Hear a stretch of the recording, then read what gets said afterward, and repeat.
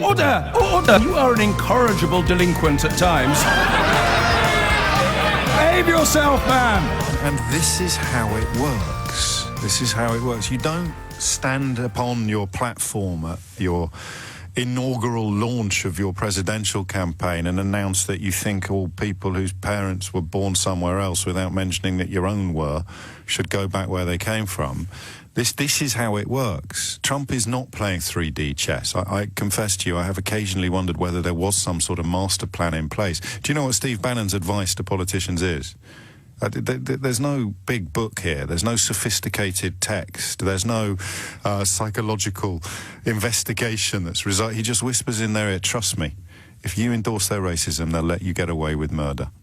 And people like Boris Johnson or Jacob Rees-Mogg, who've been in touch with Steve Bannon, of course, politicians from this country, I presume they don't believe him. You have to, because that's just not the British way.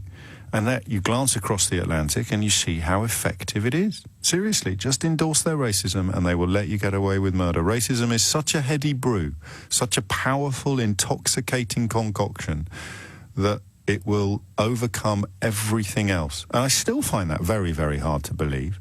But this weekend, Donald Trump took to Twitter to remove any last vestige of doubt that he is essentially 1970s far-right politics made flesh. You know, this line that people should go back to the countries they came from. Speaking of 4 female congresswomen, of course they'd have to be women, fascist playbook 101, only one of whom was actually born elsewhere, and all 4 of whom have been elected to the equivalent of the American Parliament. And he's using language that Alf Garnett would have used in sickness and in health. So much so that even Theresa May has now spoken and described this language used to refer to these women. I'll give you the full quote from our Prime Minister. The Prime Minister's view is that the language used to refer to these women was completely unacceptable. Our spokesman fought shy or declined to add anything further when he was asked whether or not she considered these statements, the comments, to be racist, but completely unacceptable. There's part of me now, because I didn't know when we decided that we were going to talk about this today, there's part of me now that really wants to have a crack at Theresa May. I mean, come on. That state visit, what did you think was going to happen? You went all the way to America and held his hand in public, and he, metaphorically speaking, urinated on you from a great height. You responded by giving him a state visit. A state visit to the United Kingdom. Within hours of it ending, he's insulting you on the world stage. And now he has proved himself to be all of the things you were told he was when people were suggesting he had no business coming here. There's a clincher coming, by the way, fact fans. What did you think was going to happen, Mrs. May? What did you think he was about? It's quite incredible and far too late for you to turn around and describe these words as completely unacceptable. Why don't they go back and help fix the places from which they came? He adds, the totally broken and crime-infested places. Donald Trump doesn't have an American parent. Under his own reading of these things, he should go back to Germany or Scotland. Himself, you know, it's like our fella, our pound shop Trump, claiming he doesn't like foreign being spoken on trains without mentioning that his own wife and children speak German at home. It's so pathetic that anybody with a scintilla of sense could see through it in a heartbeat. But it doesn't matter, because facts are the opposite of prejudices. And Donald Trump here is saying to people it's fine to be racist. And people like me get our knickers in a twist about it. People like Sadiq Khan talk about how unacceptable it is. People like Theresa May, finally, better late than never, describes it as it needs to be described. She doesn't go far enough. But I don't think it matters. Donald Trump's base will be lapping this up. Absolutely lapping this up. They'll be loving it. They're being told that it's okay to turn to people now and say, even if they're American citizens born and bred in America and successful enough to have been elected to Congress, if you're allowed to turn around to them and say, go back where you came from, you can say it to anyone you want. And this is a huge moment in Western politics. Absolutely huge moment. This is the mainlining of the kind of racist rhetoric that we thought we'd seen the last of 10, 15, 20 years ago? And bearing in mind I speak now with white privilege, there'll be plenty of people listening to this and go, oh, bless you, James, thought we'd seen the last of it. But let me qualify that slightly by saying the day that it would reach the White House, it's a bit like a Prime Minister coming out onto the steps of 10 Downing Street and telling people like, I don't know who you'd pick on, actually. We don't have a big Latin American contingency in our parliament, do we? So we'd have to go for, I suppose, somebody whose parents came from the West Indies or somebody whose parents came from somewhere else. So you'd go for, Nadeem Zahawi or David Lammy? I don't know. And tell them, why don't they go back where they came from? Why don't they go back to the countries from where they came, from which they came? And that's it now. It's happened. And people will be queuing up to pretend that this is a subject for debate. Is it really that bad? Has he been a racist? Is it that unacceptable? I haven't told you this before. At least I don't think I have. And I'm going to choose my words carefully. People often ask me when I thought the writing was on the wall for decency and civilization. I still don't. I still think we'll pull it off somehow. But it's getting harder to sustain that belief. And I got summoned to or invited to a big summit at the BBC about bias and false equivalence and all that kind of thing. And I sat there in front of all the big key names at the BBC. I'd already withdrawn from working for them myself. It was part of the reason I got invited back to talk about why I decided I couldn't work there anymore. And I'm sitting there with household name, all of the big names, all of the big faces, and I'm on stage with one of them. And I said, the first thing you have to do is start calling a spade a spade. The first thing you have to start doing is start calling racist liars racist liars. Donald Trump is clearly a racist liar, you know, and we have our British equivalents as well, who are clearly racist liars. In private, they wouldn't even pretend not to be. It's only sort of pearl-clutching middle-class snowflakes like me that give them the benefit of the doubt. I said, we have to stop giving them the benefit of the doubt. And this senior BBC journalist said to me, I could never call that man a racist liar, even at home, he said. Even at home, James, I wouldn't call him a racist liar. And there was a real penny drop moment for me there. I value the BBC enormously, but it's far from perfect, trust me. It's a bit like the European Union. You can see its value and its importance without having to claim that it's flawless or perfect, but of course we live in a binary world where everybody who thinks it's awful thinks that everybody who doesn't think it's awful must think it's beautiful. But it was a real penny drop moment. He said, I wouldn't even say that at home. And I said, but he is clearly, and we weren't talking about Trump, we were talking about a British politician. He is clearly a racist liar, I said. He complains about people speaking foreign on trains when his own wife and children do it at home. If you're not going to call him a racist liar, what are you going to call him? I could never call him that, not even at home. And I said, well, just wait and see what happens next. There will come a point where you can't deny the racist lies of a senior politician, in this case Donald Trump, but you'll have created an environment in which people can deny it. Quite incredible that a man, both of whose parents were immigrants, 2 of his 3 wives are immigrants, all of his children are of immigrant stock, can stand up in public, albeit on Twitter, and essentially suggest that immigrants should go back to where they came from. Think about that, because I haven't seen this point made anywhere else yet, about his own family. He is the child of 2 immigrants. His children are the children of immigrants. Except Marla Maples' daughter, who's the granddaughter of immigrants. His own children are the children of immigrants. He is the child of immigrants. And his tweet suggests that the children of immigrants go back to the places from which they came. So, just under the most simple, basic laws of logic, that's as insane as it is vile. But we've already seen it here. We've already had people claiming not to like foreign being spoken on trains without mentioning that their own wife and children speak German at home, in the case of Nigel Farage. I mean, it's as plain as the nose on your face. It just moves ever closer to the mainstream. You know, it's in the shadows, it's the hints, it's the nudges, it's the, you know what I mean. It's the little winks and the taps of the nose and, yeah, all right, not really English, is he? He's not really. Look at the England cricket team yesterday. If we obeyed Donald Trump's rules of going back where you came from, we'd have had 4 people on the park. We'd have had 4 players. Even we wouldn't have been in New Zealand with 4 players on the park. Our best player is from New Zealand. He was blinking born there. Our captain's Irish. Yeah, our star bowler, Barbadian by birth. But they're as English as I am. They're as British as I am. They're as British as you are. Unless you've fallen for this. And it's a very, very heady brew. So, it pains me to say this, and I didn't think the day would ever dawn. When's the last time you got told to go back where you came from? The best thing I've seen after the cricket was Neesham, Jimmy Neesham, the New Zealand batsman, said, "Don't take up sports, kid." He tweeted this after yesterday's heartbreaking loss for New Zealand. Absolutely magnificent win for England. He said, "Don't take up sport, kids, take up baking, and you'll die at 60, fat and happy."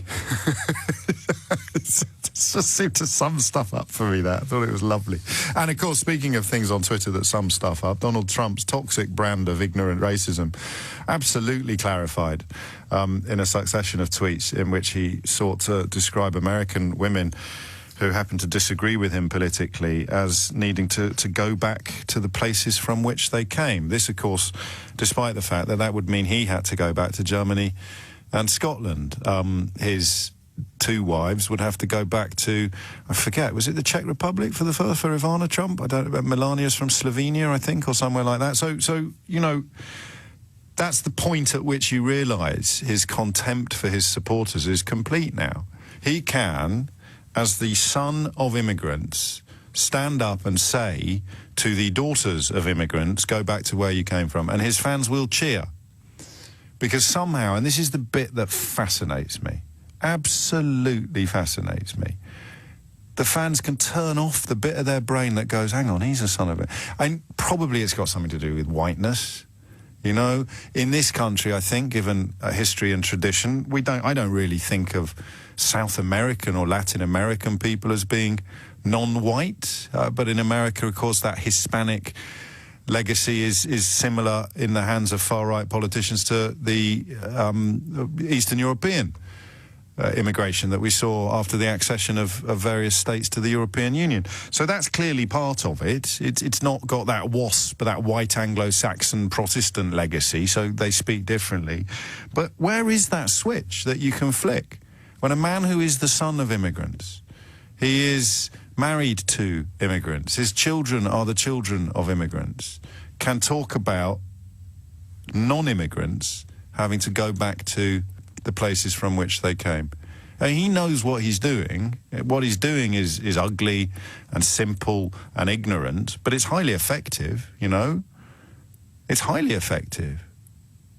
I guess, I can't remember what question am I even asking you today, because otherwise I fall into the trap of having a debate.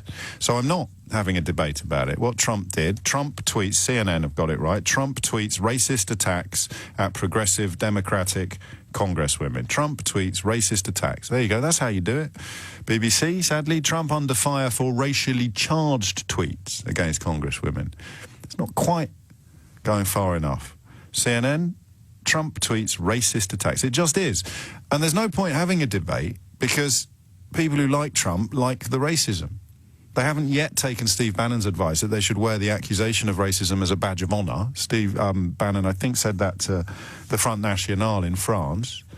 Again, we have our own little pound shop versions that are cozying up to Marine Le Pen and going over to Germany to speak to the AfD. Just sort of classic far-right textbook behaviour. But the debate is the problem that the Liberals have created for themselves. You should never be debating this stuff. It just is racist. He is racist. If there was any doubt at all, it got removed on Saturday or Friday. So I want to focus instead upon the language, the trope, the rhetoric of this kind of racism. And I chuckled about it earlier. I don't know whether or not I behave inappropriately when I do so. I'm like everybody else. I'm a child of my upbringing and my background.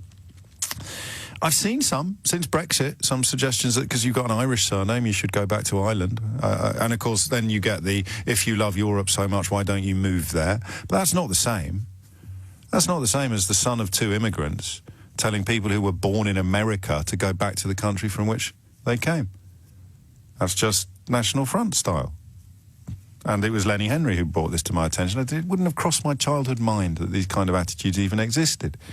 Lenny Henry commenting on stage, it may even have been during his New Faces appearance. The National Front want to give us all £10 to go home He said, that's great, I'm from Dudley. So let's just find out, let's lift the lid, shall we? Have a look under this particularly fetid rock. Give me a call now if you have, in the last 12 months, been told to go back where you came from, despite the fact that you come from Doncaster or Tooting or Dudley. 0345 6060 973. I want context and I want content. And I also want to know why we never say it to people like Daniel Hannan, who I believe was born in Peru. Or Douglas Carswell, who certainly spent a significant part of his childhood in Uganda. Or Boris Johnson, who was born in America. Why do we never say it to those people? 0345 6060 973. Hit the numbers now, you will get through. And I'm sort of reaching for a cleverer question to ask you. I enjoy stories usually more than I enjoy opinions, but these stories are going to be pretty grim. It is currently eluding me, though, I'm not going to lie to you, because anything I do that tries to turn this into a traditional phone-in opens the door to the possibility of describing what Donald Trump has done as anything other than base-level, knuckle-dragging, bother-booted, shaven-headed racism. Go back to where you came from. Been reading a lot about the Huguenots this weekend, and I don't know that much about Catholic Protestant violence outside of this country. In fact, at risk of really advertising my ignorance, I thought we kind of led the field in killing each other for being the wrong kind of Christian. I wasn't really across the Calvinist surgence in Europe and Protestantism as embodied by the persecution of Huguenots in France, in Catholic France. But you know, I think Britain became the place of refuge for Huguenots in this context, in this period of history. The idea that, you know, by dint of believing slightly different things about essentially the same God, you deserve to kill each other. You're going to start killing each other. But it's there. And that's what I've been reading about. The ease with which you can somehow say you're worth less than I am, you're worth more than I am. And that's based on beliefs, which at least have an intellectual basis. But if Trump is trying to cast some sort of hierarchy based upon birth or country of origin, how that would be the question. What has to be going on in your head to ignore the fact that when he talks about going back to the places where you came from, he's talking about his wife. He's talking about his first wife. He's talking about his children. He's talking about his father. He's talking about his mother. And, of course, most importantly of all, as the child of immigrants born in America, Donald Trump is talking about himself. So if you have a better understanding of these issues, these bigotries, these prejudices than I do, perhaps because you're older or you've lived a less insulated and privileged existence, how do Donald Trump fans now process the fact that he has told people whose citizenship and whose birth status is identical to his own to go back where they came from? That's the bit I'm afraid my brain doesn't reach to. He is the son of two immigrants. He is telling the daughters of immigrants to go back to the places where they came from. How do his fans lack the capacity to realise that when he targets these four congresswomen, he does so using accusations and descriptions that apply equally to him? If you can answer that question satisfactorily, I'll put you in the acknowledgements of my next book. It's 12 minutes after top. Well, actually, I probably won't. I'll probably pass it off as my own if it's really, really clever. But that, do you see what I mean? I remember when I interviewed Farage many moons ago, and I just sat there looking at him like a sort of cockroach under a microscope lens, like in a Petri dish, thinking, but your own wife and children speak foreign entrees. Why would you be complaining about it? What are you... So naive looking back. Obviously, I'm just trying to whip up racist hatred. So is Trump. But how can the people that are being whipped up not notice that he's describing himself? He is describing himself and his children. Their status is identical to that of the women he's attacking. 0345 6060 973. I'll just play you that little Steve Mallon clip because it's important to remember exactly where this racist lie comes from and where it leads. And of course, to my shame, I have to remind you, Steve Bannon has sat in this radio studio. Let them call you racist. Let them call you xenophobes. Wear it as a badge of honor. Okay, so I said to you a while ago, I'm surprised that hasn't happened sooner. It's happening now. President of the United States of America wearing it as a badge of honor and encouraging his fans to do the same. But that's not debatable. What is debatable is this. And if you're a fan of Donald Trump, give me a ring. You know, it might not go badly. How do you get cross with the people he's targeting while simultaneously ignoring the fact that all of these descriptors apply to him? 0345 60 60973. What's the difference between Donald Trump's Eastern European wife and this Congresswoman's Latin American parents or Somalian parents? What's the difference? 0345 60 60973. So if you do subscribe to the school of thought that says these people should go back to where they came from, why doesn't he have to? 0345 60 60973. Why doesn't Don Jr. and Eric and Ivanka have to go back to where their mother came from or where their paternal grandfather and grandmother came from? That's the bit that fascinates me. You know what I'd do if I was in charge? I'd make everyone in the whole country take a DNA test. And that would be pretty much the end of racism as we know it. Go, what's that? We're all descended from Ashkenazi Jews. I came up there, I've got a bit of Viking in me, a little bit of African, a little bit of this, a little bit of that. This notion of, I remember the first time on the radio I heard the phrase, the indigenous tribes of Northern Europe, back when racist callers were just funny rather than responsible for Donald Trump being president of the United States of America. I just think there's no such thing. And if there is, because the other thing Donald Trump gets accused of is nativism, that means everyone except the Native Americans needs to clear off out of America. That's the bit that intrigues me, is this willful, almost enviable ability to turn your brain off to such a degree you can cheer a man saying, why don't they go back where they came from, without noting that his immigration status is identical to theirs. It's 12:15. Like night following day, in the last 24 minutes, he's already done the other thing I told you that Western politics was going to be reduced to during the next few years. He's done I know you are, but what am I? Donald Trump's response to criticism is I know you are, but what am I? So here he is, 24 minutes ago. When will the radical left Congresswomen apologise to our country, the people of Israel, and even to the office of the president for the foul language they have used and the terrible things they have said? So many people are angry at them and their horrible and disgusting actions. I know you are, but what am I? It's astonishing. That's now government policy. Thankfully, our Prime Minister has described Trump's comments as completely unacceptable. But it's a bit late now, Theresa. You already gave him a state visit. Debbie's in Penge. Debbie, what made you pick up the phone? Oh, hi. Hello there. Yes, I've had experience myself in the supermarket. I've been told to go back to my own country. I sort of accidentally, as you do in a supermarket, brushed an elderly gentleman with my basket, and yes. I turned around and I apologised to him, and he went, oh, one of you, why don't you just go back to your own country? And I was kind of sort of really gobsmacked, sort of. When was this? This is going back about 4 years ago now. Okay.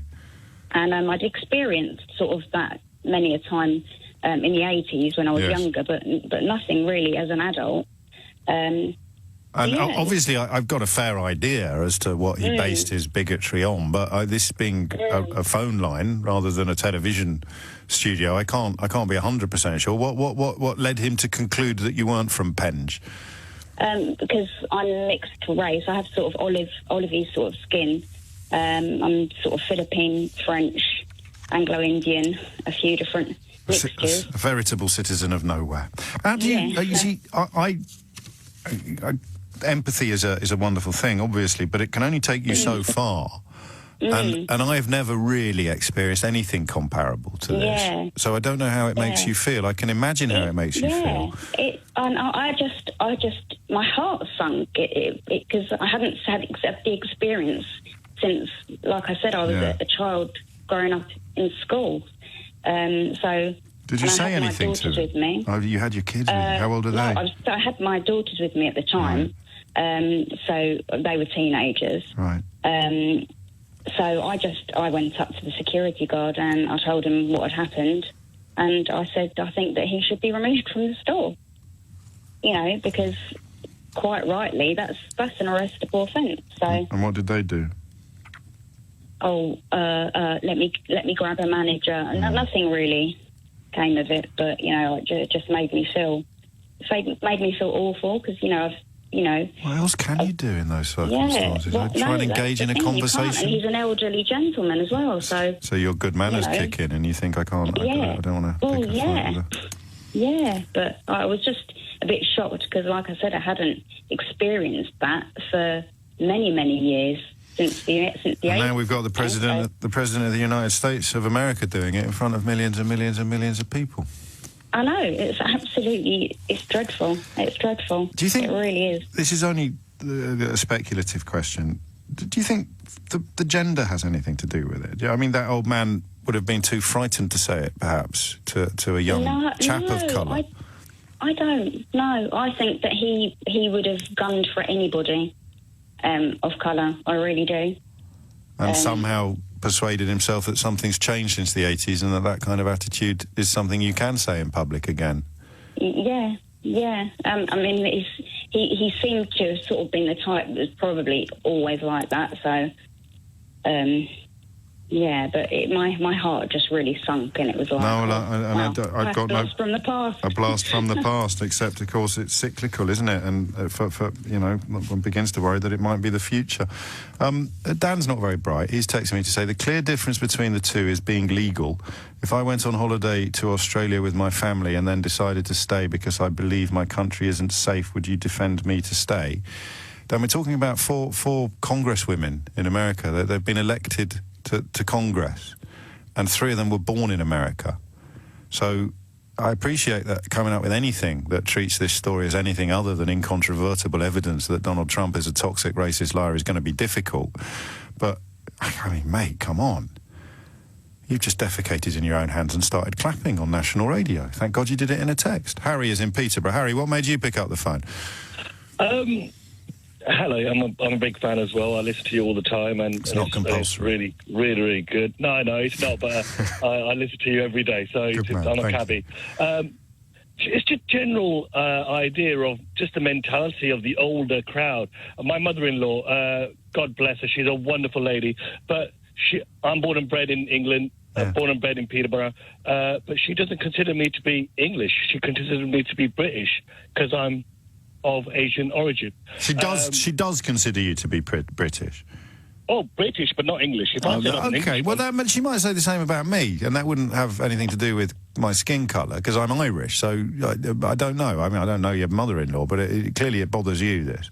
No, it does, because at the end of the day, born and bred, I've been educated. I've spent more time in...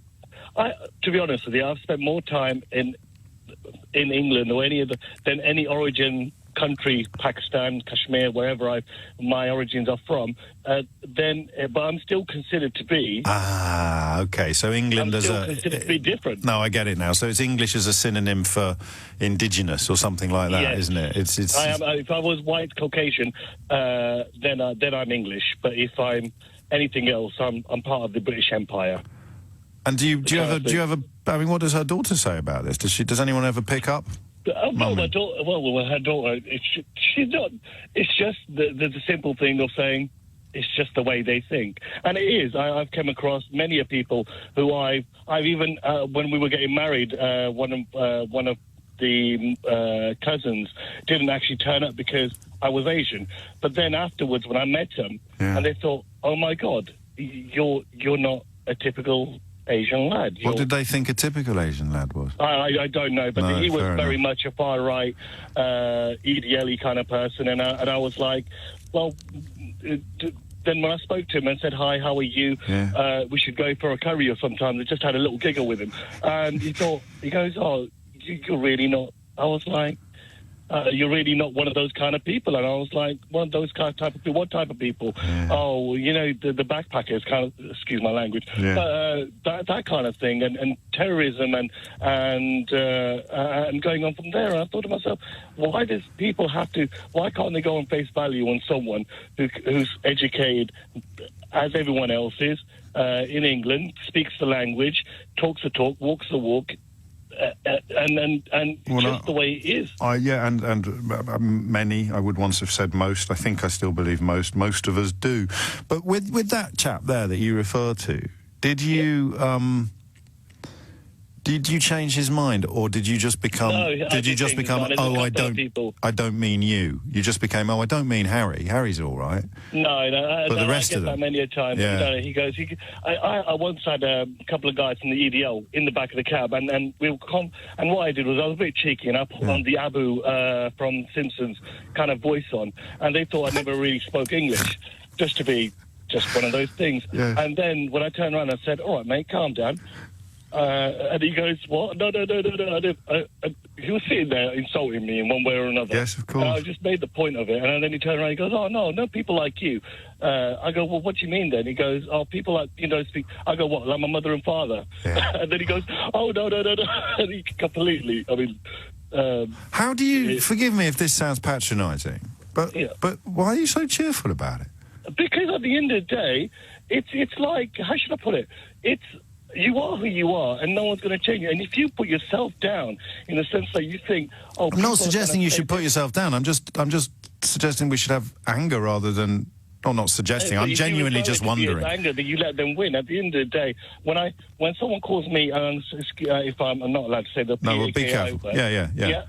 Yeah, when they say that, I laugh at them, and I say to them, if you actually break down the actual word of what bark means, it actually means clean. So you're referring to me as a clean person. You don't know what you're insulting either. The insult you're trying to give me, a derogatory. Yeah, I misconstrued your cheerful demeanour. You're mocking rather than. I'm mocking as well as I'm Misaki and whatnot. But at the end of the day, they don't know what they're actually saying, and when you do challenge them about it, they think, "Oh God."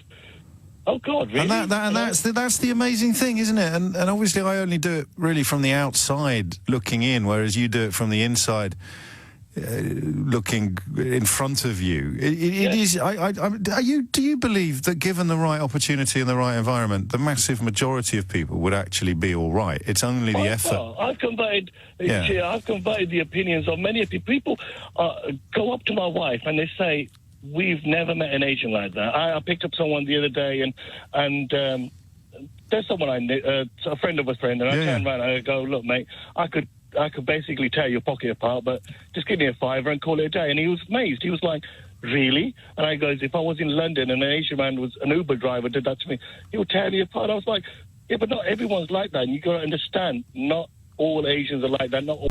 Is this like us concluding that, Yaxley Lennon is representative of all white people? Well, it was such a stupid thing to do. Or Boris Johnson. I mean, it doesn't have to be someone who's currently in prison. It could just be someone who should be. And I literally grew up from a society where I went to 98% of my students, my fellow students were Asian. And then from there, I went to a school where I was the only Asian Muslim in that school, and I had a couple of black friends and a couple of Indian friends, but that was it. Out of the 700 people, I think there was about 10 of us. And when I had got into an altercation with someone, and these white kids just stood behind me and saying, "We'll take the beating with you." Yeah. And I was amazed. I was like, it's almost like the cricket team, what's Harry. going on here? Almost like the cricket team, almost like the England cricket team. They're like, we'll stand here with you. And in the back of my head thinking, "Oh God, not all white people are bad." No, well, there it is, in a nutshell, the dangers of stereotyping and presumptions, although I think your presumptions are probably a little bit more forgivable than the two fellas in the back of your car. 12:30 is the time. It's an interesting question. I'm drawn also, of course, to what it is you switch off when you applaud Donald Trump for condemning people for having exactly the same family background as he has in the context of geography. Some of you think that I'm being deliberately provocative. I honestly don't know the answer to the question about why would Donald Trump fans cheer him for telling 3 people born in America to go back to the countries that they came from without realising or without... What's the difference between them and him? He is the American-born child of 2 immigrants. So what is the difference? If you're cheering him, why doesn't it apply to him? 0345 606 0973 is the number that you need. And this language, which the Mayor of London, Sadiq Khan, and our first caller reminded us was commonplace in the 70s and the 80s, just been brought kicking and screaming back into the mainstream by the President of the United States of America. a toxic, vile, racist liar. Why is it so hard to say that? I think it's manners, actually. I think it's good manners. I think that BBC journalist I told you about, who when I described the racist lies of a well-known British politician, said, well, I couldn't call him a racist liar on air. And then he added, to my shock, I couldn't even call him that at home. I think it's a false idea of what good manners are. As if good manners are the enemy of the truth. There's a great short story by Saki. You might be familiar with it, when they set up like a country house hotel for people that can't afford or don't get invited to stay at country houses every weekend. So it's like for middle to upper middle class people who want some of the trappings of the proper gentry. And it doesn't work out because none of the people arriving know each other. So they try and bring in someone to host it and to get everyone to get on with each other. That doesn't work out either. So they bring in a woman who just tells the truth. She's just incredibly rude and obnoxious about everybody. Says, your hat's disgusting. All that kind, and of course everyone else bonds in defence of this toxic truth teller. But good manners prevent any of them from actually calling her out. They just gossip about her behind her back. I suspect that that's close to what we're seeing here. So, when did you last encounter Trumpian-type calls for you to go back to where you came from? And how can the people that are comfortable with this, the fellow racists, what is it that they do to allow them to ignore the fact that all of these criteria for criticism apply to Trump and his children and his wives? What's the difference between them? What's the difference between Melania Trump and Alexandria Ocasio-Cortez? I don't get it. Hassan is in Mile End. Hassan, what can you tell us? Hi, James. Hello, mate.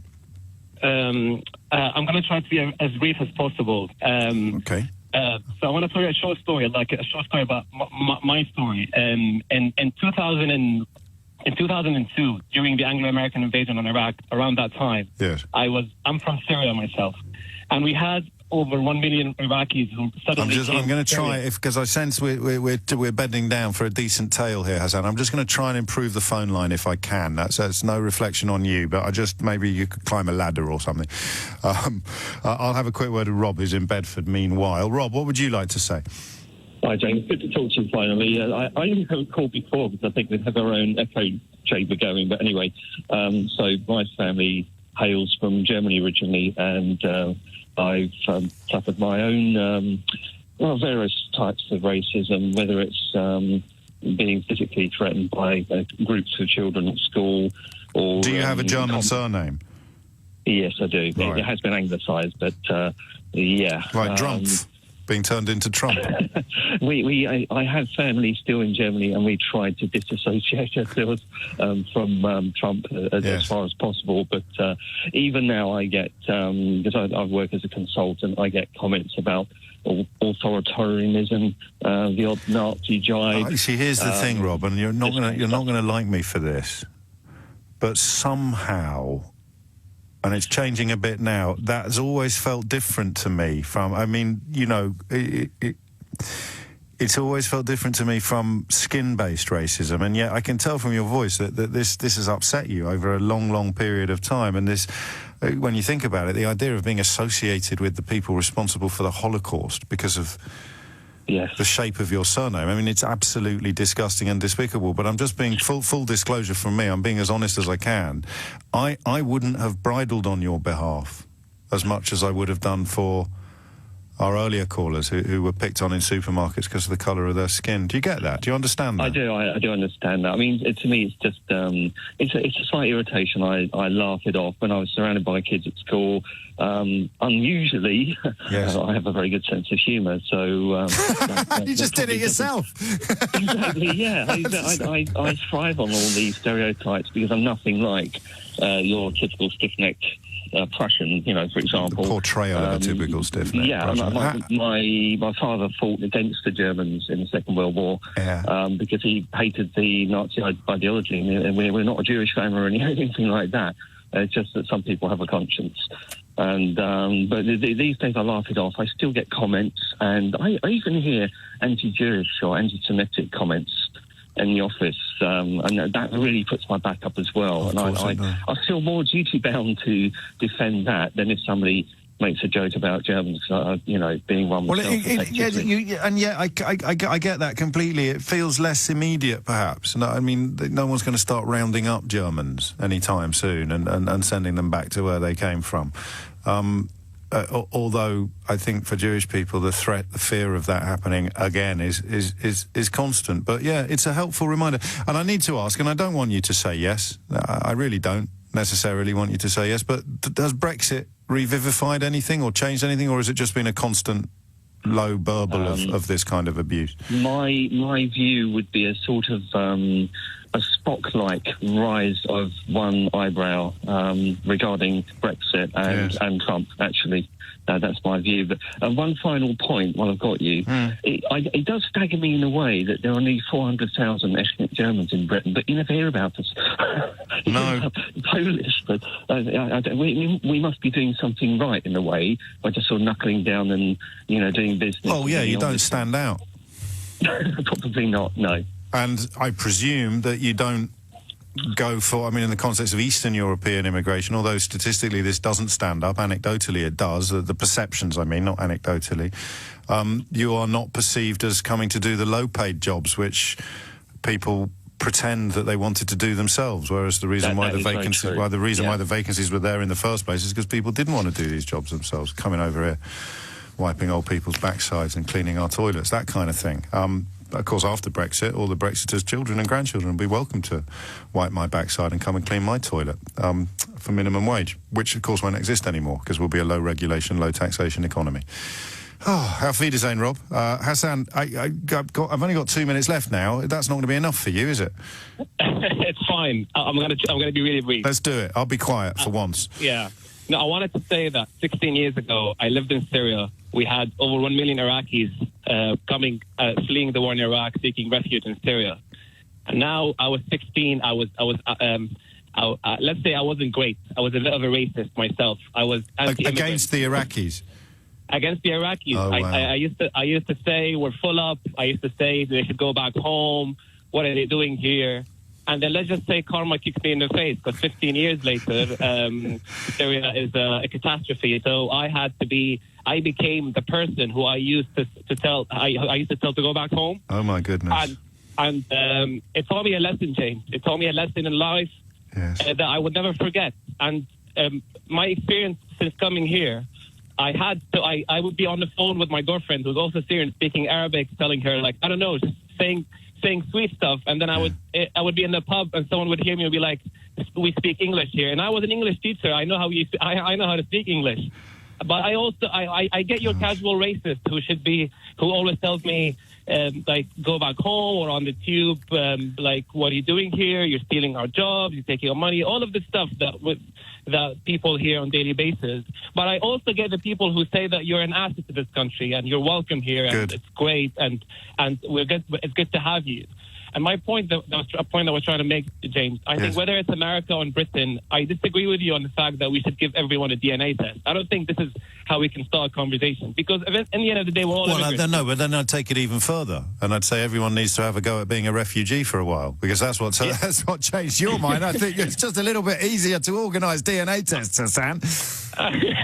I think it's easier. I think, James, I wish people don't have to learn the lesson the hard way, because it's really hard to lose your home and lose your home country and seek refuge somewhere else. Of course it is. When you were in Syria, were we really seeing echoes of what you've seen since you got here? Were people saying you were putting an unbearable strain on public services, or that you were taking up housing, or that I think Farage was blaming traffic jams on immigration?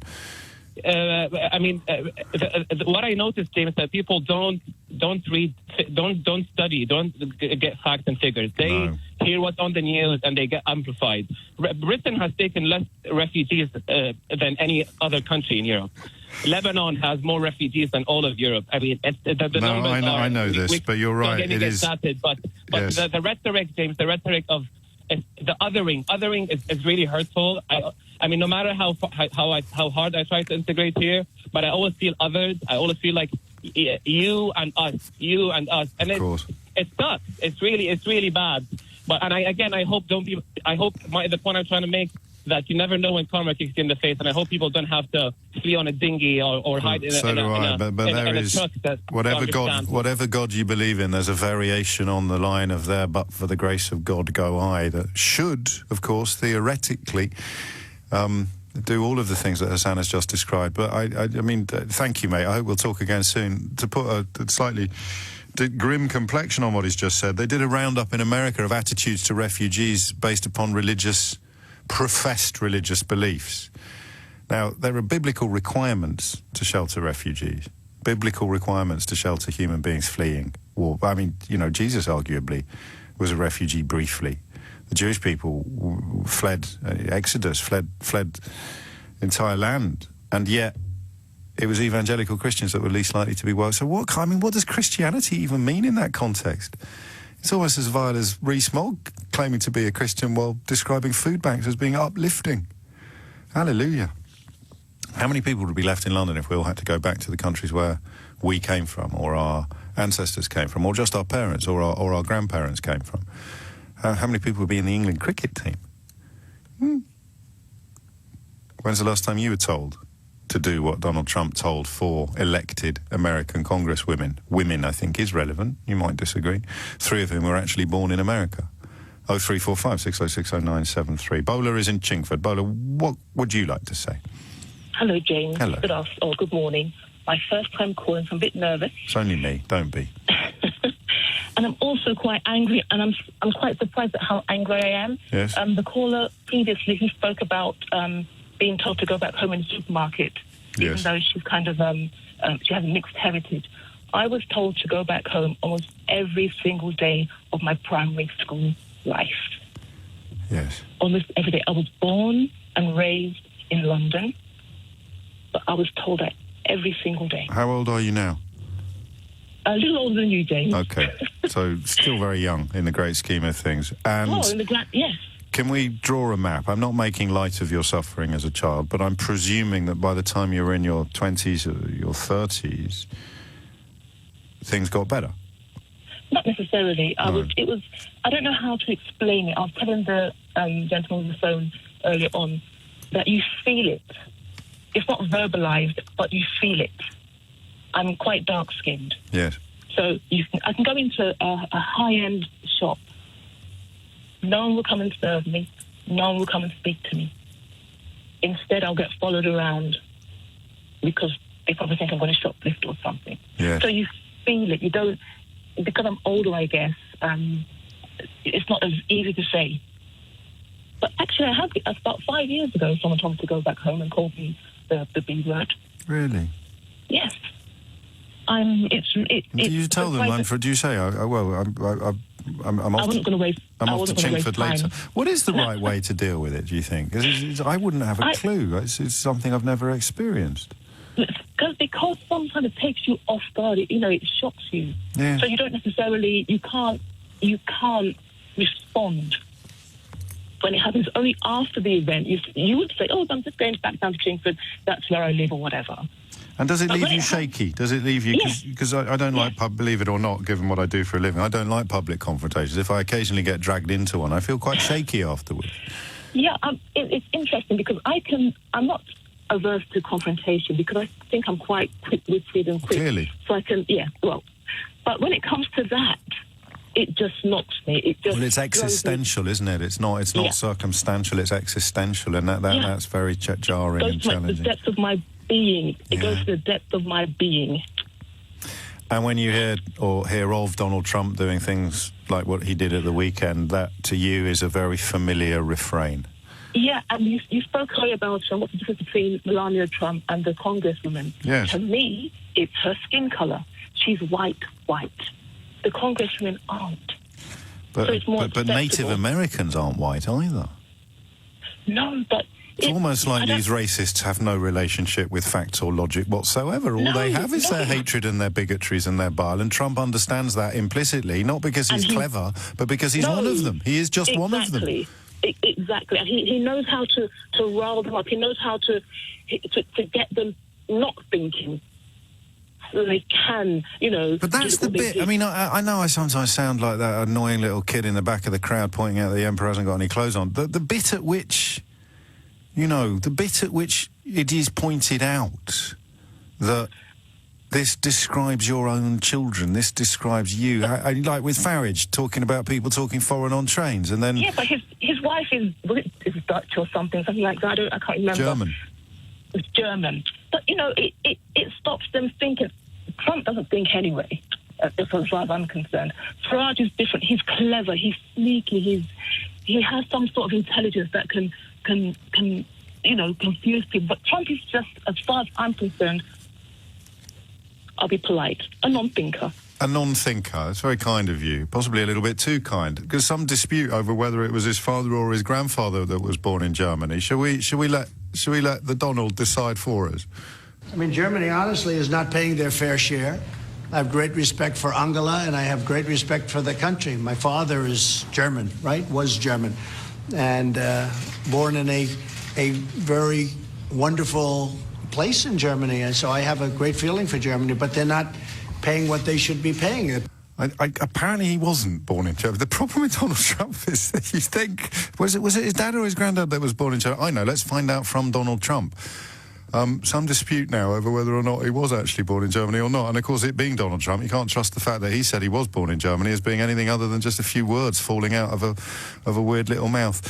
Speaking of words falling out of mouths, something rather beautiful happened after the cricket yesterday that I'm sure you will enjoy as much as I did, unless, of course, you are a massive racist like Donald Trump. This is the England cricket captain and fellow Anglo-Irishman, Owen Morgan. Had it played a role, do you think the luck of an Irishman got England over the line? We had Allah with us as well. I spoke to Adil. He said Allah was definitely with us. And I said we had the rub of the green. Our actually epitomises our team. It's quite diverse backgrounds and cultures, and guys grow up in different countries and are at the stage of where they're at in their career. But to actually find humour in the situation that we were in at the time was pretty cool. That is special, in the world that we're currently seeing go up in flames around us. Just matter of fact, sports people often have an ability, because they invest so much emotion in things that we shouldn't really care about, but we do. They often have a great ability to properly map the things that we should really care about, but don't. I'm going to play that again because it's rather special, actually. That's the captain of the England cricket team, Dubliner, describing, amongst others, Adil Rashid and the role that Allah played in their success, the luck of the Irish, the good grace of Allah. You got Moeen Ali in the side as well. You got Stokes, who's a New Zealander by birth. Joffre, Barbadian. That's my Britain. That's our Britain. I want my country back. Had it played a role, do you think the luck of an Irishman got England over the line? We had Allah with us as well. I spoke to Adil. He said Allah was definitely with us. And I said we had the rub of the green. Our actually epitomises our team. It's quite diverse backgrounds and cultures, and guys grow up in different countries and are at the stage of where they're at in their career. But to actually find humour in the situation that we were in at the time was pretty cool. That's just human. It's not rocket science. It's not shocking. That flipping woman talking about citizens of nowhere and then having the audacity today to describe Donald Trump's comments as completely unacceptable. It doesn't work like that, Mrs. May. It works like that from Mr. Morgan. It's just normal. Utterly, utterly normal. And of course, what people like Donald Trump do when they encourage you and me to take against our neighbour or our friend or our colleague on the grounds of where their parents or their grandparents may or may not have come from, what they do is sow division among people who, if they were united, would pose an enormous threat to the sort of toxic, secret, darkly funded forces that brought Donald Trump into the White House and currently have the United Kingdom in their sights. Because a population united will never be defeated or exploited or conned. I just hope it's not too late to hit reverse. That's it from me for another day. We will be scaling similar heights of cheerfulness from 10 o'clock tomorrow. In the next hour, need your help. Always need your help. Well, actually, that's not true, is it? Some mornings I really do have so much bubbling under the surface that I would do a Steve Allen. If you're never up early enough to listen to Steve Allen on the radio, you must do. He's the only presenter on LBC who doesn't take any phone calls for the very simple reason that he doesn't like to be interrupted. And there are mornings where I understand that. Steve's been doing this a little bit longer than the rest of us, and I can see how he evolves into that position. So some mornings I could glance at the clock, 4 minutes after 11. All right, leave it with me till 12. I've got this, but not today, I swear. By all that is holy, not least because I'm not qualified to conclude, arguably even conduct the conversation that we're about to have. It is a conversation about 4 American politicians Alexandria Ocasio-Cortez, Ilhan Omar, Ayanna Pressley, and Rashida Tlaib. And they have urged American people, and by association, I suppose, us, not to take the bait. And this fascinates me, because they're obviously right, aren't they? It is a massive distraction that Donald Trump has undertaken by unveiling one of the oldest, ugliest, racist tropes of all. You know, go back where you came from. There's no debate to be had about that. Less responsible outlets may try to turn it into a debate, but there's no debate to be had about whether or not it's racist. It just is. That would be like having a debate about whether or not there's oxygen in the atmosphere. How racist it is, I suppose, is worthy of some examination. But again, I don't personally agree with that conclusion. It's as racist as it's possible to be. It's fascistic in its imposition of a racial hierarchy, essentially saying, because unless Donald Trump feels he should have left the country when he was slagging off Barack Obama all the time, then by suggesting that these 4 women, 3 of whom were born in America, should leave the country if they don't like what's happening on his watch, he is suggesting that something about them, or something about their ethnicity, something about their origins, renders them inferior to him. You know, if he'd come back from exile to stand against Barack Obama after lying through his teeth about things like Barack Obama's birth certificate, then he'd have at least the semblance of a point. But this is beyond debate. The man is a racist liar. Astonishingly, I had to withdraw from presenting programmes on the British Broadcasting Corporation, on the BBC, in order to retain my right to call him a racist liar. That was the key sticking point, even more than Brexit. I don't know if I've told you this before. The key sticking point was not even what I did when I was over there, but what I did on Twitter, and to a lesser extent what I did here. And I had a couple of meetings, and I said, no, but he is a racist liar. Here's the proof. You cannot construe it any other way. And it didn't matter. And that's part of the problem with this rising to the bait, or treating things as a debate, in that you validate and legitimise stuff that is just wrong, stuff that is objectively disgusting. And of course, lots of people agree with it. Lots of people like the disgusting, otherwise he wouldn't be doing it. It's not either or. It's not, is Donald Trump a massive racist liar, or do lots of people agree with him? It's, Donald Trump is a massive racist liar, and lots of people like it, because they think that they'll be on the winning side of the injustice, the inequality, the discrimination, the abuse.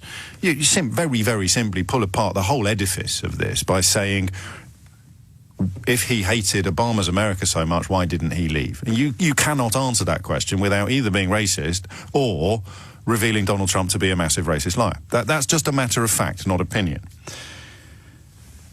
Calling for people to ignore him and not take the bait is a matter of opinion, or at least the wisdom of that call is. And I feel a little uncomfortable not going along full square with the 4 women, known I think as the Squad, with these 4 politicians, clearly targeted by his suggestion that they originally came from countries whose governments are a complete and total catastrophe, end quotes, and as I say, they should go home. 3 of the women were born in the US, all of them, like Donald Trump's 2 wives, and indeed his mother is an immigrant, so he's an immigrant stock himself. We thought yesterday his father was an immigrant, but it turned out that when Donald Trump said his father was born in Germany, he was making a bit of a mistake. Easy mistake to make. Lots of us are confused about our own father's nationality. So I've risen to the bait a little bit, even by talking about it today. 0345 6060973.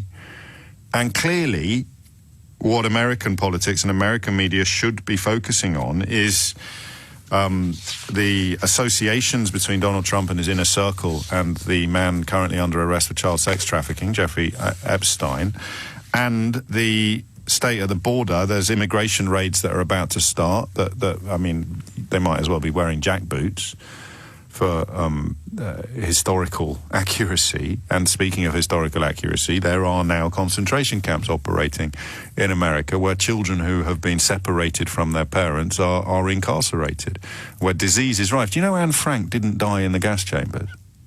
Anne Frank died of disease that she caught in the concentration camp.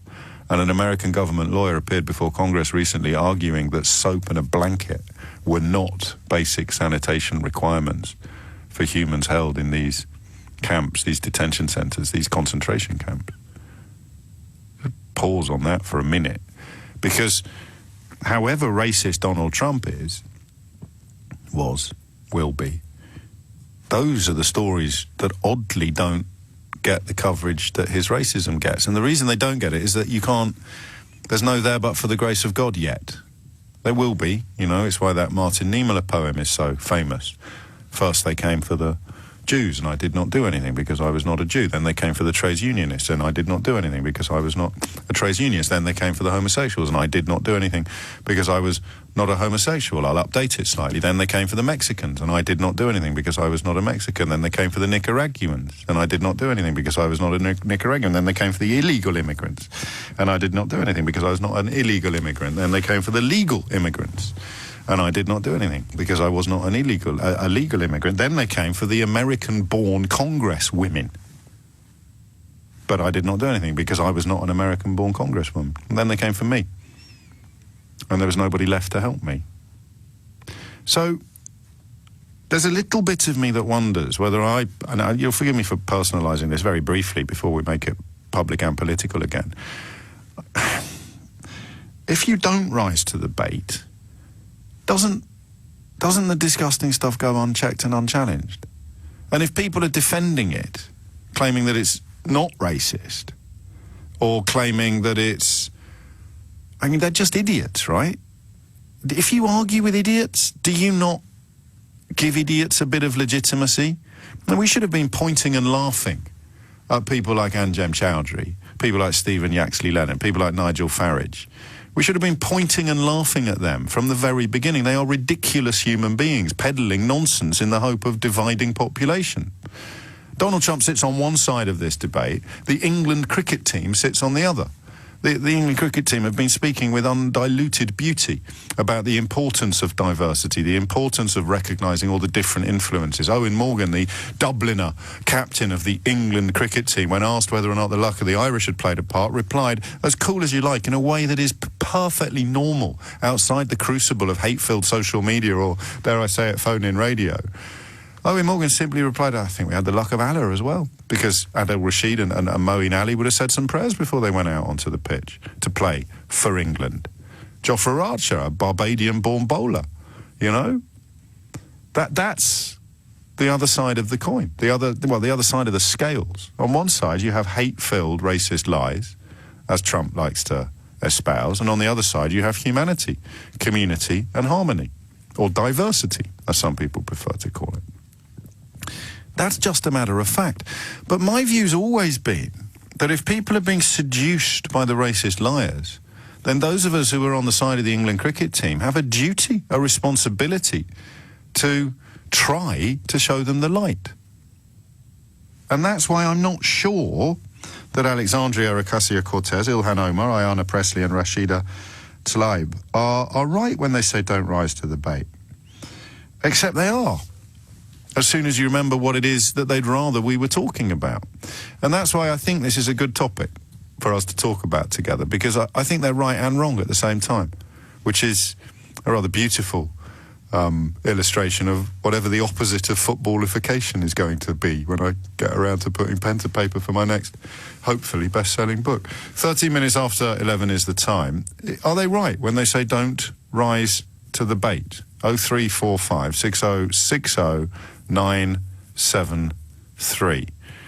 American-born politicians with ancestors that emigrated to America from elsewhere should go back where they came from, says an American-born politician with ancestors and wives that emigrated to America from elsewhere. That's just racist. You can think that's defensible, but it's completely racist.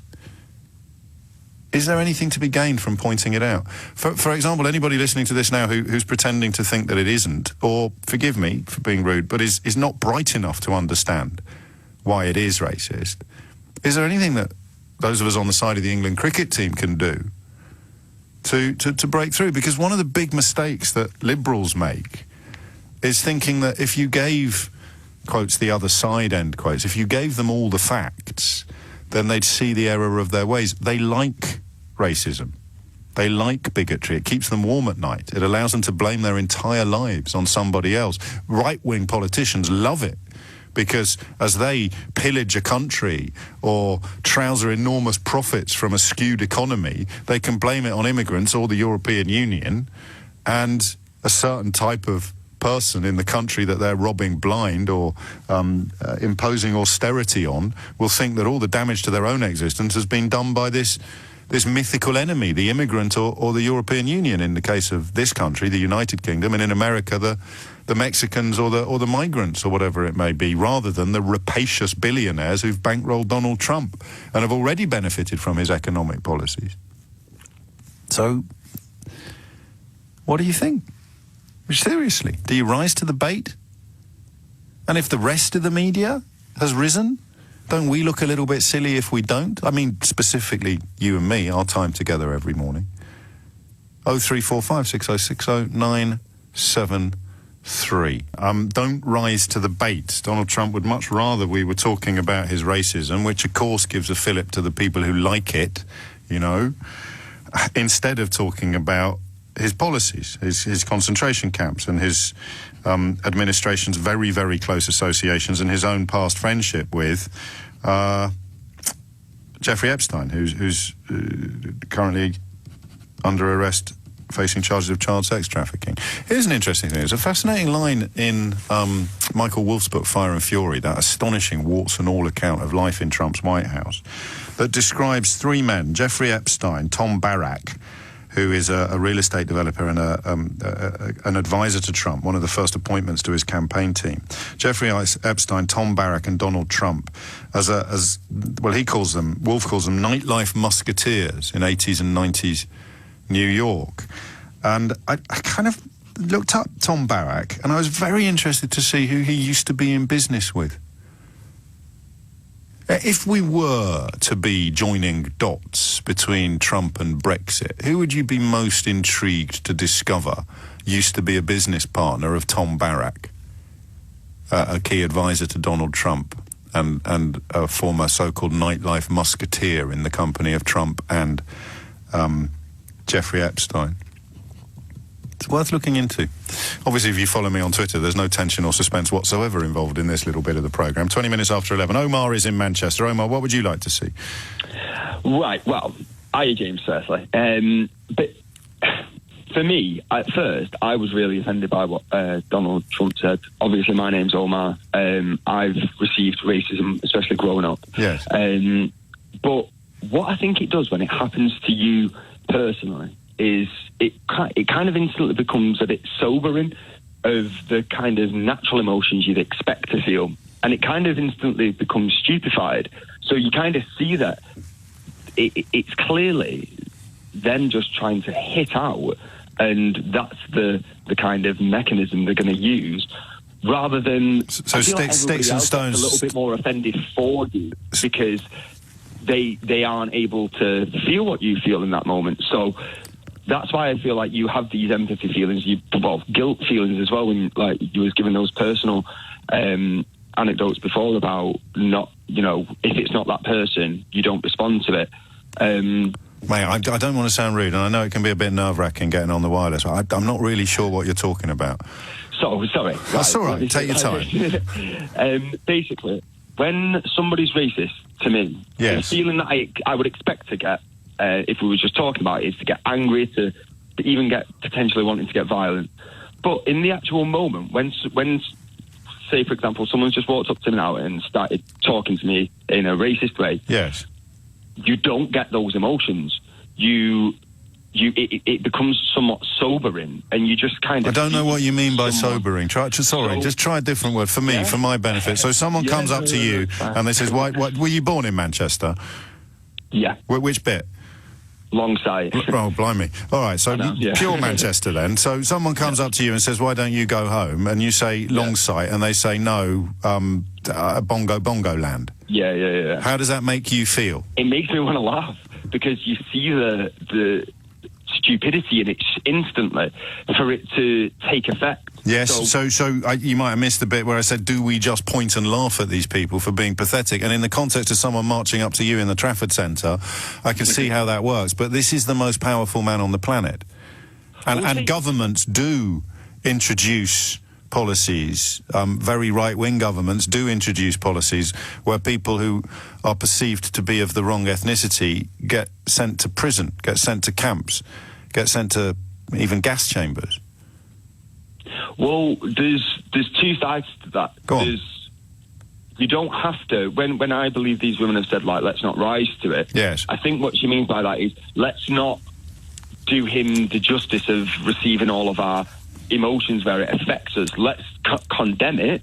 And I still feel like they already have condemned it. So it shows that you can still condemn something and talk it down with rational arguments, just like you do every single one. Yeah, I like your point. So this is what Miss Presley said, Ayanna Presley. She said, this is simply a disruption and a distraction from the callous chaos and corrupt culture of this administration all the way down. And you're saying, yeah, obviously it's disgusting and it's wrong, but let's not lose sight of what really matters, which is getting this fella impeached or making this fella accountable for his actions and his words.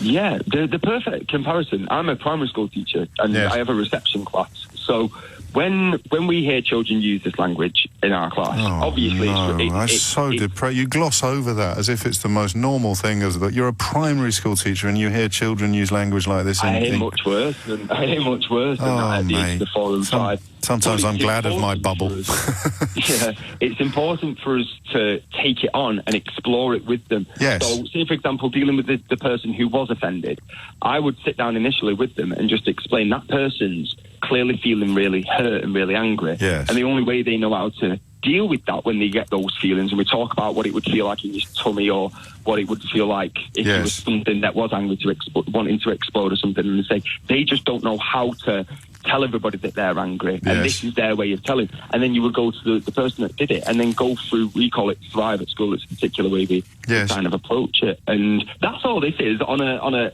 Yeah, except you've swerved that scale. Point I made about his status. I mean, he is. I appreciate there is an awful lot of parallels to be drawn between a petulant primary school child and Donald Trump, but Donald Trump is the President of the United States of America, and therefore everything he does, for good or for ill, and I'm sure one day he might do something good, is magnified. It's on a completely different scale and status from everything else. I mean, this empowers people. God, how depressing that it's already happening in primary schools. But how do you explain to a child that doing something that the President of the United States of America does in public in front of the whole world, if he does it, how can you explain to a 6-year-old that it's wrong? Because you have to be honest, and just as adults accept that politicians are as corrupt as some of the most corrupt people in the world, you would tell children that the people that get elected are just normal people, just like you and me, and just like in your neighbourhood, in school, there are children that don't quite know how to speak properly, that don't know how to behave properly. These people... Yes, but he's president. How can you say to them he doesn't know how to behave properly? I mean, his racism... Because he doesn't. Yes, but they don't... That's not going to work as an explanation, is it? Because they're going to go, well, hang on, sir. Hang on, sir. He's President of the United States of America. I want to be President of the United States of America, so I'm going to be just like him. But because you just said, there's no other way to deal with it than what is the truth. So I would turn their eyes to more successful presidents of the United States and say, well, look at Hitler. Look at, these are all dictators that have come in. You can't just say that just because of their status, they have... No, but I think I would say that we should have risen to the bait of Hitler sooner. I just mean by that, people who aren't Nazis or Nazi sympathisers, which I admit it's not quite as big a gang as I used to think it was, Omar, but surely the argument is that people didn't rise enough to the bait of Hitler. Actually, it's a bit of a flaw in my theory. They did spend most of the sort of late 20s, early 30s pointing and laughing at him. But the way that you get around it is by arguing, because it is a democracy. We can only work... But if you're arguing, you've risen to the bait.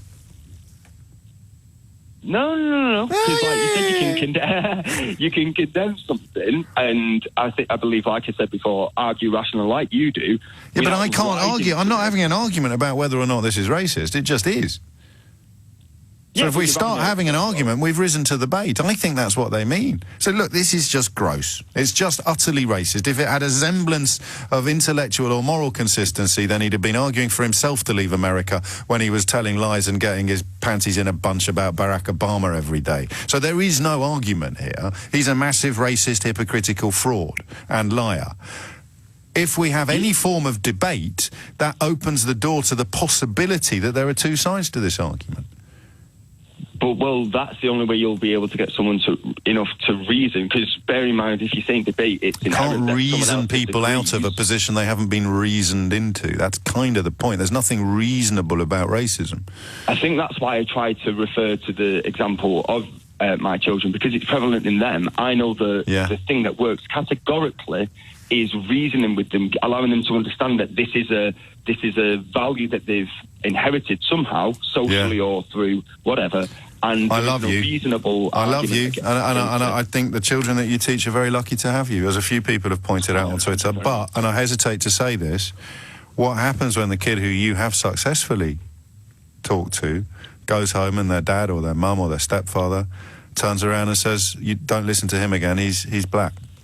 Do you know what, mate? It happens, and that's happened this year. And the only thing you can do is, and that's the annoying thing, we've become corporate parents in a sense, where when we get them children, I literally adore every single one of them, and I get excited to see them in the morning. Yeah. And I know, though, it's not all the children, it's a small percentage that they'll go home and everything that you've worked really hard, and especially when you see the development across the week, but you know that Friday when they go home over the weekend, they're going to come back in on Monday so dysregulated, and it's like a reset button, and you just have to keep going at it and hope that over time, so looking into the future, that they realise that the school experience and the values that they're learning in school do them well. So you just have to hope. Their everyday practice. The audacity of hope. The audacity of hope, Omar. Yeah. Just to reference a previous resident of the building Donald Trump now lives in, when, of course, he's not spending taxpayers' money staying in his country clubs and golf courses. Omar, mate, I mean it. Sometimes I take a call that I know will stay with me for a long time, and yours is absolutely one of them. Doesn't mean he's right. Didn't actually agree with everything that he said, but I really enjoyed listening. Which is why some mornings I can't believe they pay me to do this. A lot of love coming in for Omar. And what we're discussing is best, I think, summed up in two little clips from the last 48 hours. On one side, I'm never quite sure what they mean by culture wars. It's something I need to swat up on a bit, like neoliberalism.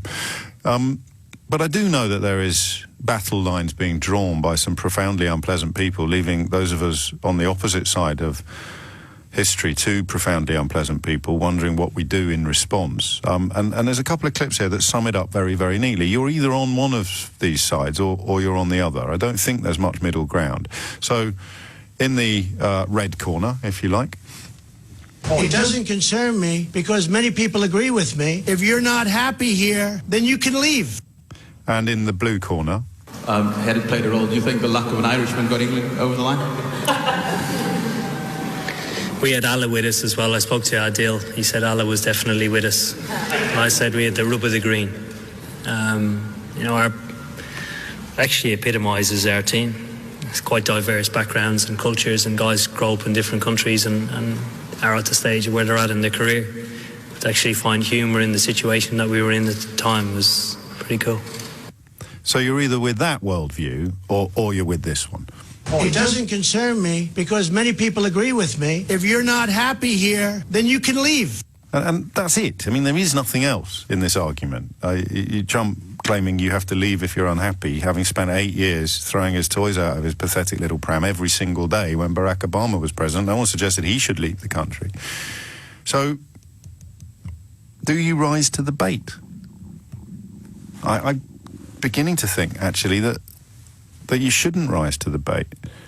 The more you argue with these people, and Wayne in Basildon, who, as you know, is a pal of mine, and you may not know, is mixed race, and someone, he's going to be insufferable when I've said this live on national radio, but he's very wise on these matters, and he's dealt, growing up in Essex, he's dealt with that brand of racism where an awful lot of his friends don't mean him. I've been on his Facebook page and seen some of the stuff that passes for normal banter. almost as if everyone's forgotten about his own skin colour. And he's a lot better than I am at understanding and mapping these moods and mores. He says you have to engage. If you ignore it, it grows. But when I mean engage, I mean from the Vulcan standpoint. Leave all emotion out of it. And when people see that the emotional person gets angrier and angrier, you can point and say, you see, that's where racism leads. And he mentions someone that I used to know as well, and so it's the only way I can deal with him. He gets angry at me, pointing out how ridiculous his arguments are, and I'm just chill. All right, mate, you're getting a bit pleased with yourself now. To which I've responded by saying, yeah, but you're not winning that argument. I know you're not winning that argument, because the fella you're talking about is infinitely worse than he was 10 years ago. Again, shutting the door on them does nothing, James. Hold the door open and hope they eventually walk through. So you still don't rise to the bait necessarily of Donald Trump, but you certainly don't engage in arguments with anybody trying to defend him, because they are trying to argue that the earth is flat. The racism is front and centre. It's clear. I think I'm getting closer now. Colin's in Belton in North Lincolnshire. Colin, what would you like to say? Yeah, hello, mate. I think we need... Can we have politics is boring again, please, I know James? Exactly what you mean. Well, the first hour today, David Davis and Sajid Javid disagreeing about facial recognition technology, and you sort of think, oh, those were the days.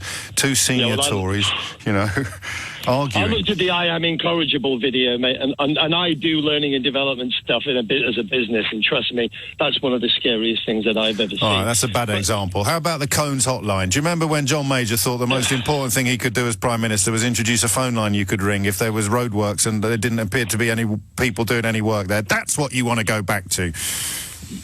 Please. I would love that now. Wouldn't it be nice just to be able to, look at something and talk about a piece of specific policy? But what's going on, mate? What is going on at the moment is dark. It's really dark for me, because what's going on is, and there's a really lovely sort of, symbiotic relationship between the press and this, because the press need to sell papers and stuff, and, which one's going to be more interesting? Obviously, Trump coming out with these. I mean, wouldn't it be nice if the headline said, racist bloke said racist stuff in the real news, and then you get on to the stuff. Yeah, they've come close to the first bit for the first time. CNN and other news outlets, and actually in most British newspapers today, I think even The Sun. In fact, if you just bear with me, talk among yourselves, I'll double check that. I don't think The Sun put racist. No, racist jibes at rivals unacceptable. They're bigging up Boris Johnson, who of course failed to use the word racist, but even the Sun haven't put the word racist in quotes on this. They've described his words as racist, because they are. And then, of course, the second bit of what you dream of doesn't happen yet, where they go, right, that's enough of the old racist idiot. Now let's talk about the real news. Here's a mate of his on trial for child sex trafficking, and here's some pictures from the concentration camps on the southern border. Yeah, but that's not happening, James. No, it's not. And by the way, just a small thing, and just something to point, because I lost connection a while back. Omar, it says a lot about the state of the world when the President of the United States gets completely owned by a primary school teacher who showed more decency, more intelligence, more humanity than that guy has ever done since he started breathing. And that's what... You've been a little bit hard on primary school teachers, to be honest with you, Colin. I wasn't that surprised, but...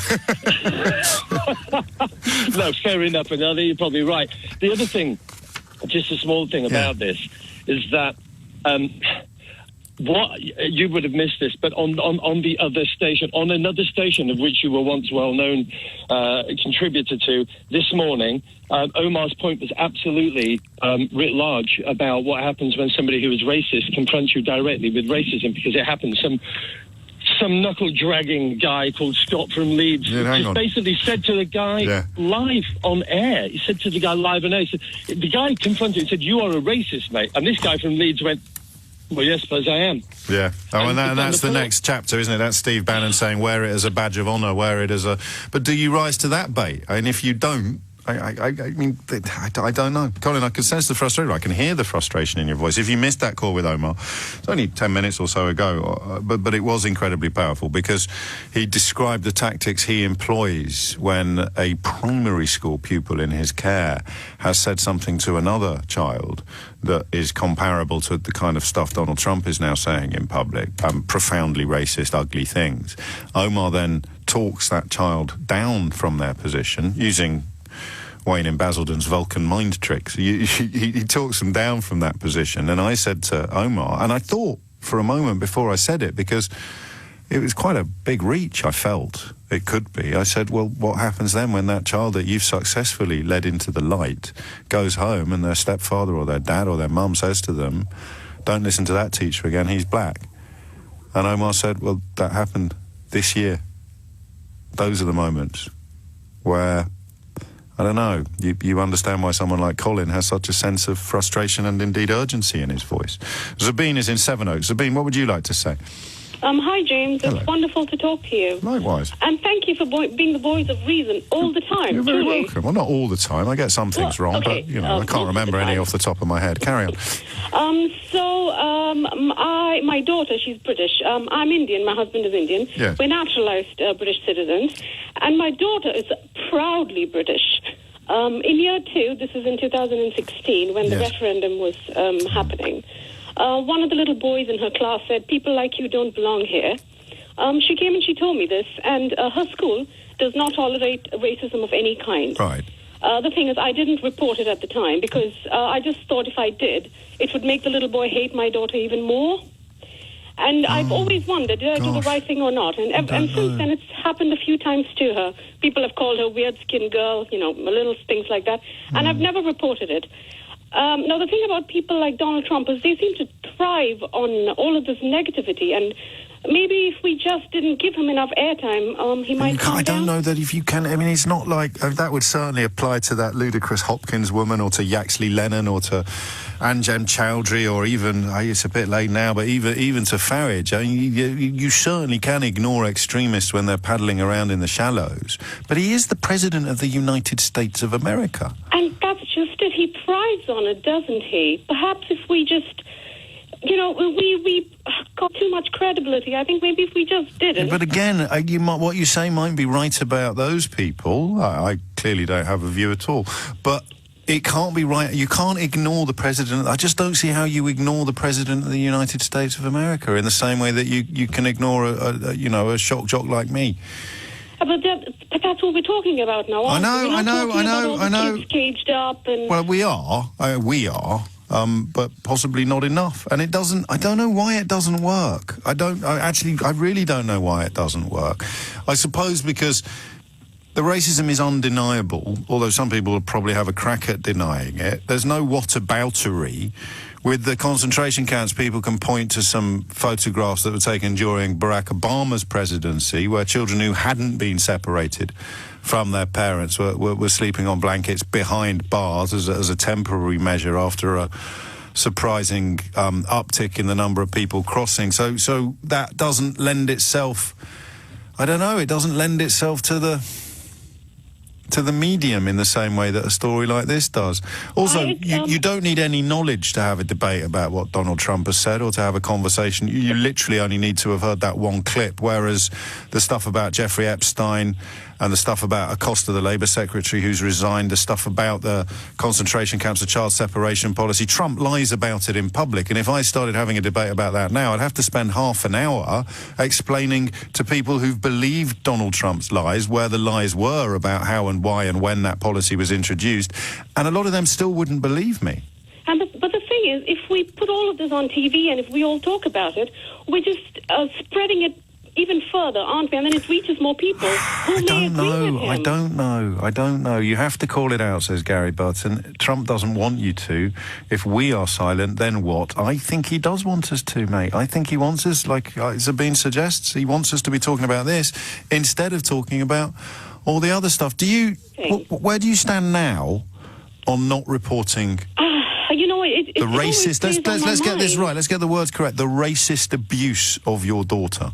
I'm hoping that the little, the kids can be educated. They can be taught otherwise, can't they? If they've got a teacher like Omar, they can, but there's no guarantee they'll be lucky enough to have a teacher like Omar.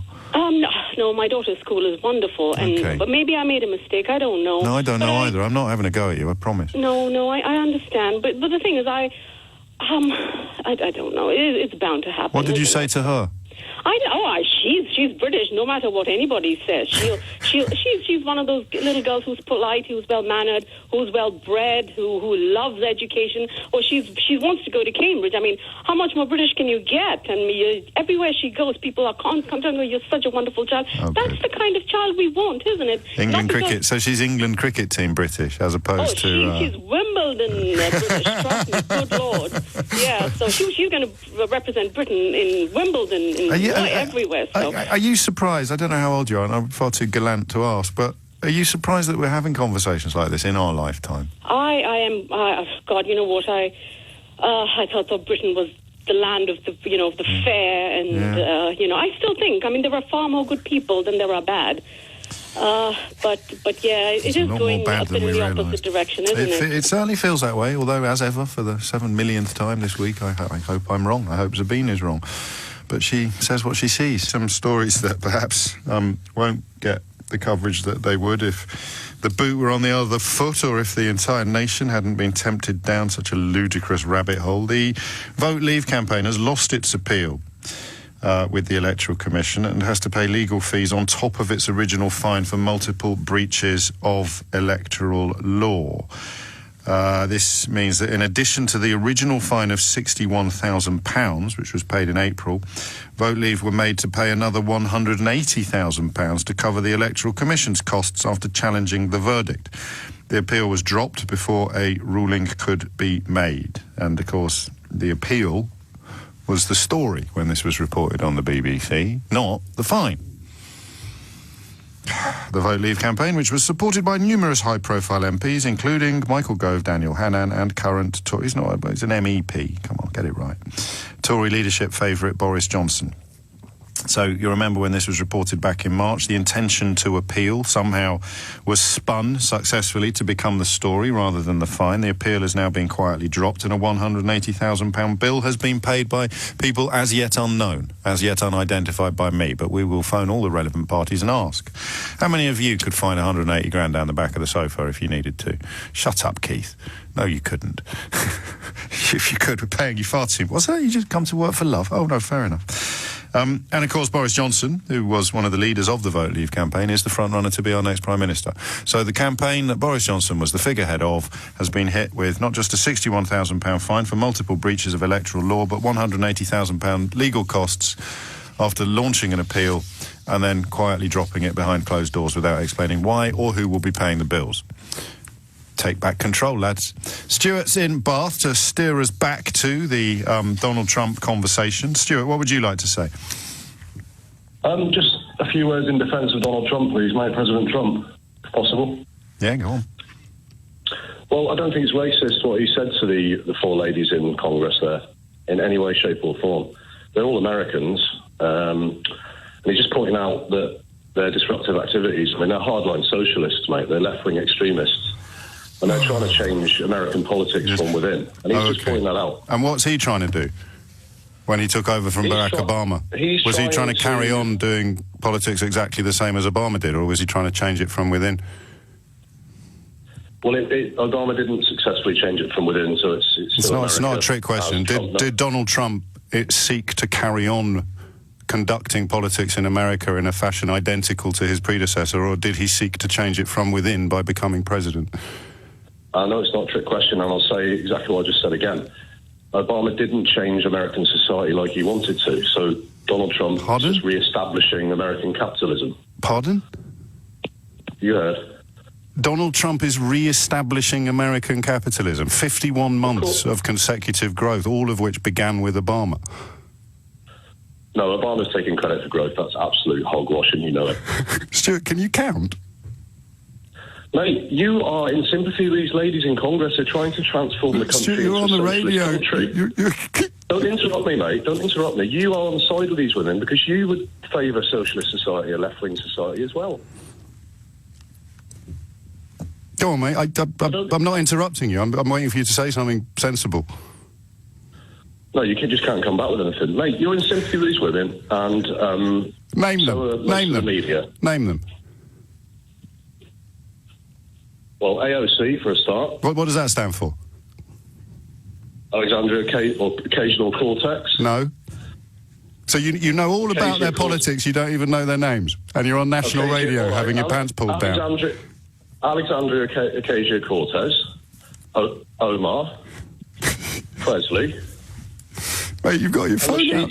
You've got your phone out now. Yes, you come on national radio, claiming that you know everything about their policy. So which policy do you think most demonstrates their socialist tendencies, Stuart? High taxes beyond all belief, and plowing that money into public services. Mate, you can't have high taxes under socialism because everybody earns the same. So let's try again. Which policy do you think best espouses their socialist tendencies? No, everyone earns the same after the socialist template's successful, which means destroying the middle class. So they don't want socialism, then they want high taxes for high earners. Are you telling me those women don't want socialism in America? Stuart, I'm telling you, you don't even know their names. Stuart, you don't even know their names. Did you just say? Did you just say fifth column? I knew you'd ask me. Yes, but you looked it up on your phone. Stop interrupting. Yes, sorry, Stuart. Carry on. Right, I knew you'd ask me their names because you couldn't come back with anything, so I looked on the screen on my phone. Yes. Why didn't you know their names before you rang in? Because I just looked them up and researched them, mate, and I know exactly what... Why didn't you know their names before you rang in, if you know everything about their politics? Why do you think... theoretically, why do you think you might not know their names, but you know what they stand for politically? Mate, I got their names up on the webpage. But that's not what I asked. That's not what I knew you were going to ask me their names because you couldn't come back with a valid argument. I already have. I've asked you to name one socialist policy that they support. High tax. That's not socialism.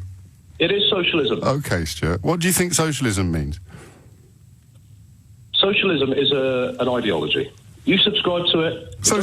What does it mean? It's never been proved to work. What does it mean, Stuart? For the record, I'm not a socialist, but tell me... Look, mate, I'm in support of Donald Trump. Yeah, I know you are. Comments on... And you like the racism, but what do you think? What do you think socialism means?